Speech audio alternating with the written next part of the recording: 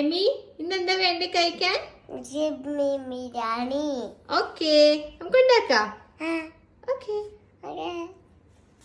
500 gram കഴുകി വൃത്തിയാക്കിയ ചെമ്മീനിലോട്ട് മുളകുപൊടി, മഞ്ഞൾപ്പൊടി, കുരുമുളക് പൊടി, ഉപ്പ്, കറിവേപ്പില എന്നിവ ചേർത്ത് നന്നായിട്ട് മിക്സ് ചെയ്ത് 30 മിനിറ്റ് റെസ്റ്റ് ചെയ്യാൻ വെക്കണം. ചൂടായ പാനിലോട്ട് ഓയിൽ ഒഴിച്ച് മസാല പുരട്ടിയ ചെമ്മീൻ നന്നായിട്ട് പൊരിച്ചു കോരിയെടുക്കുക.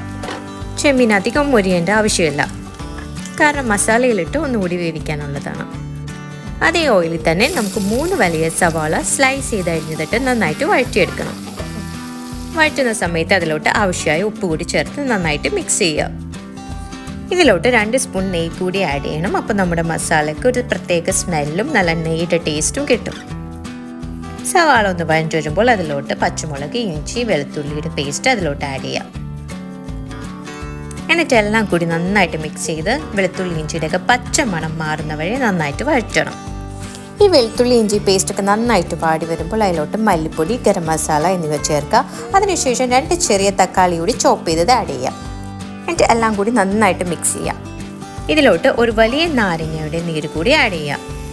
ഇനി എല്ലാം കൂടി നന്നായിട്ട് മിക്സ് ചെയ്തിട്ട് ഒരു 5 മിനിറ്റ് വേവാനായിട്ട് അടച്ചു വെക്കാം. അപ്പോൾ തക്കാളിയൊക്കെ നന്നായിട്ട് ഉടഞ്ഞു വരും. അതിനുശേഷം പൊരിച്ചു കോരി വെച്ച ചെമ്മീൻ കൂടി അതിലോട്ട് ആഡ് ചെയ്യാം. ആവശ്യമെങ്കിൽ നമുക്കൊരു 1/4 കപ്പ് വെള്ളം കൂടി ആഡ് ചെയ്യാം. എന്നിട്ട് ഇതിലോട്ട് മല്ലിയിലയും പുതിനയിലയും ചേർത്ത് നന്നായിട്ട് മിക്സ് ചെയ്യാം. എന്നിട്ട് ഇതൊരു 15 മുതൽ 20 മിനിറ്റ് വരെ അടച്ചു വെച്ച് ലോ ഫ്ലെയിമിലിട്ട് വേവിക്കണം. അടുത്ത് നമുക്ക് റൈസിൻ്റെ പരിപാടിയാണ് കേട്ടോ. ആവശ്യത്തിന് നെയ്യ് ഒഴിച്ച് അതിൽ കുറച്ച് വെളിച്ചെണ്ണ, ഗ്രാമ്പൂ, പട്ട, ബേ ലീഫ്, ഏലക്കായ ചേർത്ത് നന്നായിട്ട് മിക്സ് ചെയ്യണം. കുറച്ച് സവാള കൂടി ആഡ് ചെയ്യണം. അതിലോട്ട് 2 കപ്പ് ഊറ്റി വെച്ചിരിക്കുന്ന ജീരകശാല റൈസ് ചേർത്ത് നന്നായിട്ട് വറുത്തെടുക്കുക. ഒരു 2 മിനിറ്റ് വഴറ്റാൽ മതി കേട്ടോ. അതിനുശേഷം 3/4 കപ്പ് ചൂടുവെള്ളം അതിലോട്ട് ചേർക്കണം. അതിലോട്ട് ആവശ്യമായ ഉപ്പ് കൂടി ചേർത്ത് നന്നായിട്ട് അടച്ചു വെക്കാം.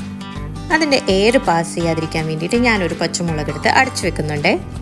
ഒരു 10 മിനിറ്റ് കഴിഞ്ഞപ്പോഴത്തേക്ക് നല്ല സ്മെല്ലൊക്കെ വന്ന് റൈസൊക്കെ സെറ്റായിട്ടുണ്ട്. അതിൽ നിന്ന് ഞാൻ പകുതി റൈസ് മാറ്റി വെച്ച് അതിലോട്ട് കുറച്ച് ഗരം മസാല, വറുത്ത് വെച്ച അണ്ടിപ്പരിപ്പ്, മുന്തിരി ചേർത്ത് പിന്നെ ആ മസാല കൂടി ആഡ് ചെയ്ത് നന്നായിട്ട് അത് മിക്സ് ചെയ്ത് വെക്കാം. അതിലോട്ട് ബാക്കിയുള്ള റൈസ് കൂടി ചേർത്ത് നമുക്ക് ദം ചെയ്തെടുക്കാം.